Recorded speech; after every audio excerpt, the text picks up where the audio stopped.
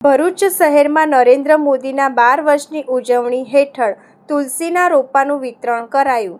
વડાપ્રધાન નરેન્દ્ર મોદીના સુશાસનની 12 વર્ષની ઉજવણી અંતર્ગત 5 થી 21 જૂન હેઠળ વૃક્ષારોપણ કાર્યક્રમ ભરૂચ જિલ્લામાં યોજાઈ રહ્યા છે। ભરૂચ શહેર ભાજપ દ્વારા આજે રેલવે સ્ટેશન ખાતે ધારાસભ્ય રમેશ મિસ્ત્રીની ઉપસ્થિતિમાં તુલસીના રોપાનું વિતરણ કરાયું હતું।